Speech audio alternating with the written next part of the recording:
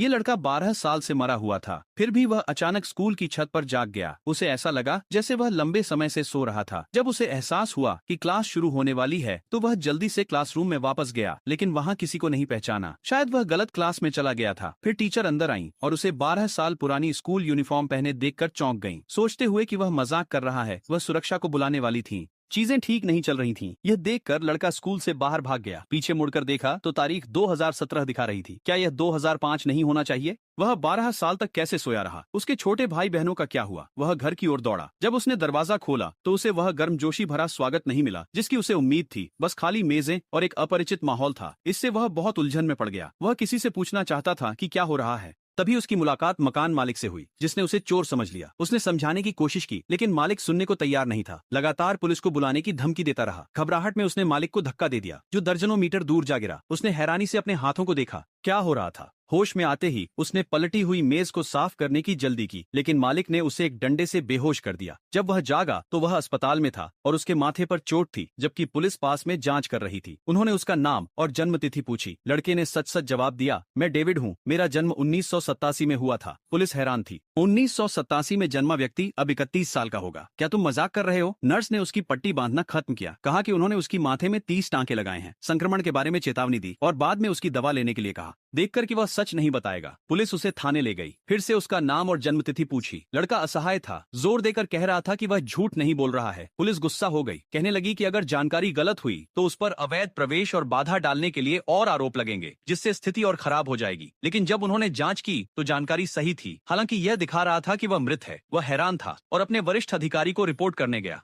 David ने अपना चेहरा धोने के लिए गया और पाया कि उसके माथे की चोट पूरी तरह से ठीक हो गई थी, बिना किसी टांके के निशान के। अब वह और भी ज्यादा उलझन में था। उसके साथ क्या हुआ था? जब वह बाथरूम से बाहर जा रहा था तो उसने एक अधिकारी से मुलाकात की, जो उसकी वर्दी पर नाम देखकर चौंक गया। वह उसका बचपन का दोस्त डेविड था। लेकिन क्या वह 12 साल पहले नहीं मर गया था? आवाज भी बिल्कुल वही थी। वह पूरी तरह से हैरान था, ये महसूस करते हुए कि यह डेविड की पुण्यतिथि थी। क्या यह उसकी आत्मा हो सकती है? फिर डेविड ने उसका नाम टैग देखा, उसे अपने हाई स्कूल के सहपाठी पॉल के रूप में पहचाना और जल्दी से पूछा कि क्या हुआ था।